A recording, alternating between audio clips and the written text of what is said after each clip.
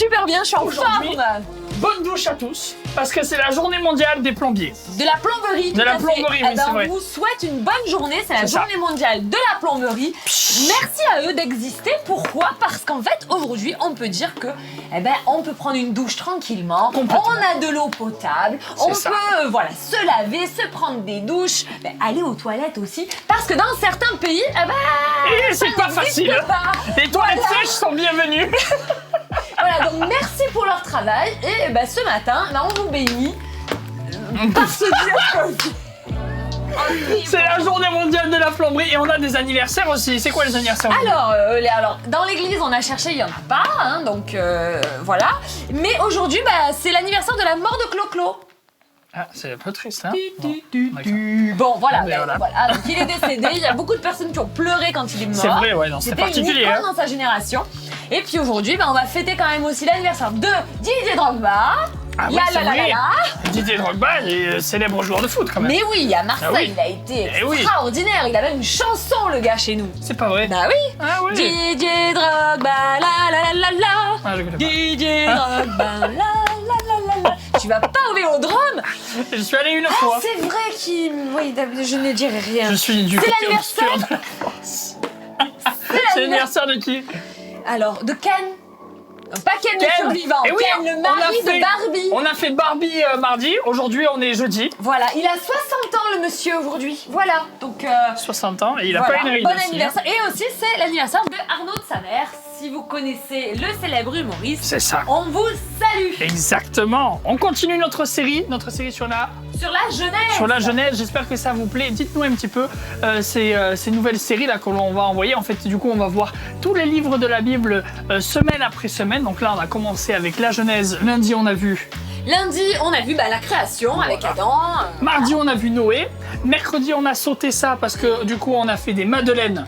C'était ça, des madeleines. Oui, c'était les madeleines de Avec Laetitia. Laetitia. Et aujourd'hui, nous allons allons voir 3 patriarches qui sont dans la Genèse et on commence avec Abraham. Abraham, alors lui, c'est le personnage un peu central de la Genèse. C'est Parce vrai. qu'en réalité, on passe vraiment de la création avec le projet de Dieu qui est l'homme à le projet de Dieu qui est un peuple. Exactement. Et du coup, là, on va parler d'Abraham et il y a plein de trucs à dire sur lui. C'est vrai, il y a plein de trucs à dire Qu'est-ce que sur tu lui. pourrais dire, toi? Avant justement de commencer à vous parler de ces patriarches, j'aimerais vous lire dans Hébreux chapitre 11, verset 17, ce que l'on peut lire dessus. Par la foi, Abraham offrit Isaac lorsqu'il fut mis à l'épreuve. En effet, lui qui avait reçu les promesses avec joie offrait son fils unique, de qui il avait été dit, en Isaac, ta semence sera appelée.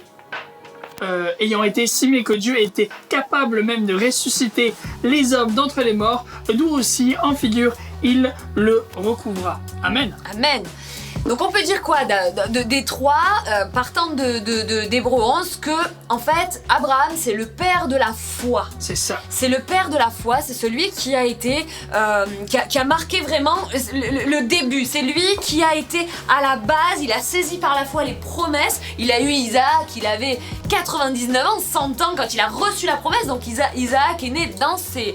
Alors que la mort était déjà en lui, il était très très âgé. Par la foi il a dit moi j'y croirai toujours. C'est Et vrai. envers et malgré tout, même si Dieu me demande de le sacrifier, je sais une chose, c'est qu'il pourrait le ressusciter. Donc c'est aller même au-delà de ce que nous pensons nous-mêmes. Je pense qu'Abraham, ça a été vraiment, c'est sûr, hein, c'est le père de la foi, de tous les croyants, que ce soit on va dire dans la chair, par Isaac, par Jacob et Israël, mais aussi aujourd'hui nous pouvons nous les accepter, le prendre pour nous ces promesses-là, Bien les sûr. promesses d'Abraham, parce que il est dit que il fera de sa descendance une descendance aussi nombreuse que le sable, on ne peut pas la compter, que le sable de la mer ou que les étoiles dans le ciel. Et j'aime bien cette image que nous donne souvent Marc. Il nous dit le sable de la terre, c'est vraiment la descendance, on va dire, physique, la descendance Israël, et également dans le ciel, la descendance spirituelle qui est faite par la foi, Très qui belle est image. l'Église. Et moi, je me la saisis. Je peux dire que toutes les promesses qui sont faites à Abraham sont faites pour le pays d'Israël, mais sont faites aussi pour nous croyants, pour toi maintenant. tu peux les saisir, tu peux te dire mais oui, moi aussi je veux quitter, parce que c'est ce qu'il a fait, il a quitté son pays pour aller, il ne savait pas où il allait, il ne savait pas vers quoi il allait se rendre, vers quel pays il devait se rendre, qui il devait rencontrer, mais Dieu lui a dit va, prends ta femme, prends ta famille et va dans le pays que je te donnerai. Et c'est vrai que en nous avons toujours cette espérance de dire on veut aller vers ce pays promis. Les promesses qui sont rattachées à Abraham sont pour nous. Exactement. Amen. Et j'ai envie de te dire justement, tu peux saisir ces promesses, tu peux aussi par des actes de foi te dire tiens, j'ai envie de vivre des choses avec Dieu, ceci et cela, et non, sans non plus forcément te culpabiliser, parce que parfois on a des manques de foi. Et j'ai envie de te dire, Abraham, on dit que c'est le père de la foi, et c'est vrai, mais et il n'a pas été parfait. Des fois, il a eu des manques de foi. Il est arrivé dans des endroits, il a dit ma femme, on va faire croire à tout le monde que c'est ma sœur, tout ça. Et en fait, c'est le père de la foi, c'est vrai. Mais il a eu des manquements, il a eu un petit peu des soucis, il a eu des manques de foi. Et j'ai envie de te dire, toi aussi, des fois, tu peux passer par cela. Mais merci, nous avons Jésus qui est avec nous, qui peut à chaque fois nous relever et qui peut à chaque fois nous dire, mais non, ne t'inquiète pas, je suis là, dans ta barque. Et je peux calmer la tempête, je peux calmer les flots. Et je vais te redonner la foi, je vais faire grandir ta foi. Alors ce matin, si tu es en manque de foi, j'ai envie de te dire, demande à Jésus qu'il puisse augmenter ta foi pour que tu puisses vivre des choses extraordinaires avec lui. Amen. Ensuite, on aimerait vous parler aussi d'Isaac. Isaac, du coup, le second fils de Abraham, le fils de la promesse. Et je me dis, Isaac, j'ai envie de dire, c'est celui qui rit, c'est vrai. Oui. Et c'est aussi celui qui est bienveillant. On voit à un moment donné dans une histoire de la Genèse où finalement il a été rejeté d'une terre et il doit aller ensuite dans une autre terre. Et là ensuite on va revenir le voir, ceux qui l'avaient rejeté, et on dit non mais finalement on veut bien faire une alliance avec toi, et il va accepter. Et je me dis, nous aussi on doit être bienveillants avec les personnes qui sont autour de nous. Nous aussi on doit aimer nos ennemis. C'est ce que Jésus nous demande. Jésus nous dit, tu dois aimer ton ennemi, tu dois tendre la seconde joue, tu dois, sans forcément se faire écraser, mais on doit quand même aimer ceux qui sont entre guillemets du coup nos ennemis, aimer ceux qui nous rejettent et même prier pour eux.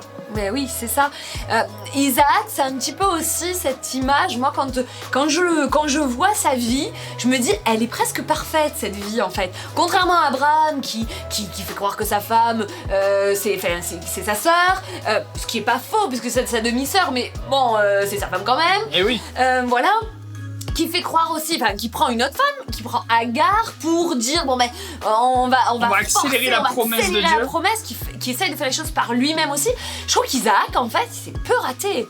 Il y a peu de ratés dans sa vie. Moi, j'en vois pas forcément vraiment. J'en vois peut-être quand il est âgé, quand il a cette préférence pour Ésaü, peut-être. Mais en tout cas, je vois pas vraiment quelqu'un je vois une image presque de Jésus, parce qu'il est bienveillant, parce qu'il fait pas de mal, il bénit. Pour moi, voilà, c'est vraiment un des trois patriarches qui, pour moi, est presque parfait. Ouais, c'est vrai. Je suis d'accord.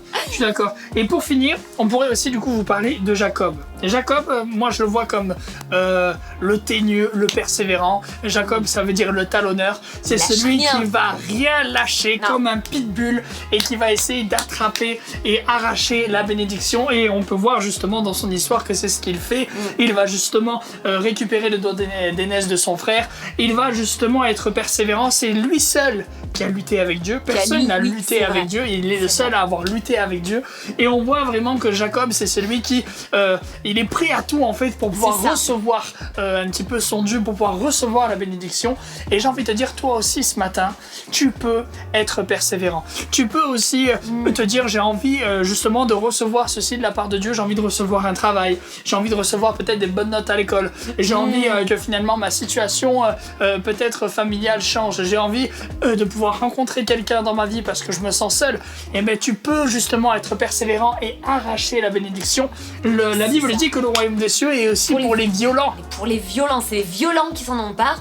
Et je pense qu'en fait, il a lutté avec Dieu. Et ce que Dieu aime, c'est quand on est audacieux. Bien sûr. On est voilà. Moi, ce que j'aime chez Jacob, et c'est pour moi un exemple, parce qu'effectivement, il fait un peu des entourloupes pour pouvoir récupérer, mais parce qu'en fait, lui, derrière ça, il voyait la bénédiction. Exactement. Derrière derrière. Alors, il s'y est peut-être mal pris de se déguiser en mettant de la fourrure sur lui, se faire passer pour son frère, etc. Mais en même temps, il a été... Il voyait la promesse derrière. Et quelquefois, on a des impossibilités. Et t'es peut-être dans une impossibilité aujourd'hui, tu te dis non mais ça c'est impossible, ça peut pas m'arriver. Soit comme Elaniac. Excuse-moi, je suis peut-être un petit peu brute, mais cette niaque qui te fait t'emparer des promesses que Dieu a pour ta vie. Quelquefois, elles arrivent comme ça, mais quelquefois, eh bien, il faut y aller. Il faut persévérer, que ce soit dans la prière, que ce soit dans les actions. Persévère. Tu sais qu'une chose, Dieu est avec toi. Ça, on l'oublie souvent en tant que croyant. C'est vrai. On se dit, ah ben je vais faire les choses, mais Dieu est avec toi. Il n'y a aucune raison pour laquelle Dieu s'en irait. Bien sûr. Ce qui te sépare de Dieu aujourd'hui, ça peut être le péché. C'est la seule chose qui fait que tu peux être séparé de Dieu et de ses promesses et du plan qu'il a prévu pour toi. C'est la seule chose qui peut te séparer de lui. Donc si aujourd'hui tu te dis, bon, tu décides de changer de chemin et tu te dis aujourd'hui je me repens, Seigneur je veux que tu sois avec moi, pardonne-moi mes manquements, pardonne-moi ce manque de patience, pardonne-moi aussi peut-être cette colère, pardonne-moi aussi ce manque de travail, parce que quelquefois on dit ah ben donne-moi tout mais je veux pas travailler. Non, il faut bosser, il y a des choses peut-être qui sont aussi en action et c'est déjà en mouvement pour ta vie, c'est en train d'être fait et il manque un pas de foi et quelquefois t'es peut-être juste à la limite et il manque ce pas de foi qui te ferait basculer et te faire avancer et atteindre la promesse de Dieu, le pays promis, le but ultime. Et c'est ça en fait. Aujourd'hui, vraiment, s'il y a un message à faire passer, Abraham, les patriarches, c'est vraiment le père de la foi, mais il y a une chose qui les rattache, c'est la promesse. Et une chose les rattache, c'est l'alliance que Dieu avait faite avec eux. L'alliance que Dieu avait faite avec eux. Et cette alliance qu'il avait faite avec eux, il l'a fait aujourd'hui avec nous. Il l'a fait aujourd'hui avec toi. Donc, ne crois pas que Dieu n'est pas avec toi. Quand tu décides de changer de chemin, de te repentir et de te dire tu es mon but, tu es ma force, tu es ma forteresse, c'est toi le but. Alors là, tout peut changer. Et je te le dis, Dieu a fait alliance et c'est une alliance qui sera éternel. J'en profite du coup, je pense qu'il est bon qu'on puisse prier avec toi qui est derrière ton écran pour que tu puisses peut-être faire cette alliance que tu n'as peut-être pas encore fait, que tu puisses peut-être la renouveler, peut-être toi qui finalement t'es peut-être un petit peu éloigné de Dieu et peut-être aussi comme on disait au tout début, comme Abraham, faire preuve de foi, comme Isaac, faire preuve de bienveillance et comme Jacob, faire preuve de persévérance. Est-ce que tu veux bien prier pour ceux qui sont là et qui nous écoutent? Merci Seigneur pour ta parole, merci pour cette étude, merci pour chaque ami qui regarde ce matin. Je te remercie pour ta présence, merci parce que tu es celui qui ne nous lâche pas. Et même si nous nous éloignons, tu nous rattrapes toujours. Je te remercie pour ton alliance, je te remercie pour tes promesses. Et comme les patriarches, nous voulons encore faire alliance avec toi, nous réengager avec toi. Et pour peut-être ceux qui ne te connaissent pas, je prie Saint-Esprit que tu viennes te révéler, que tu viennes parler au cœur et que tu viennes dire oui, ma promesse elle est pour toi. Ma destinée, elle est pour toi. Tout ce que tu as, tu peux nous le donner. Et je te remercie pour ça. Amen. Bénis ces temps, bénis mes amis. Merci Jésus, j'ai prié. Amen. Amen. Merci Jésus, c'est tellement bon. On aimerait pouvoir avoir plus de temps pour vous parler de la Genèse parce qu'il y a tellement de choses à dire. Mais on n'a qu'une semaine. Donc j'espère que ce format quand même vous plaît. Dites-nous un petit peu en commentaire comment est-ce que justement vous arrivez à récupérer tout ce que l'on vous dit de la Genèse. On continuera demain avec Joseph et les 12 tribus aussi d'Israël. Et oui. Et on continue maintenant avec cette rubrique que vous attendez tous. C'est le Béniscope. Allez, je commence avec les dames. Proverbe 18 dit: le nom de l'Éternel est une tour forte. Le juste s'y réfugie et se trouve en sûreté. Amen. Amen. Pour les hommes, dans Jean chapitre 14, verset 27, je vous laisse la paix, je vous donne ma paix, je ne vous donne pas comme le monde donne, que votre cœur ne se trouble point et ne s'alarme point. Tu peux recevoir la paix aujourd'hui. Amen. Pour les couples, si tu traverses de l'eau, je serai moi-même avec toi. Si tu traverses les fleuves, ils ne te submergeront pas. Si tu marches dans le feu, tu ne te brûleras pas et la flamme ne te fera pas de mal. Ésaïe 43, 2, verset 2.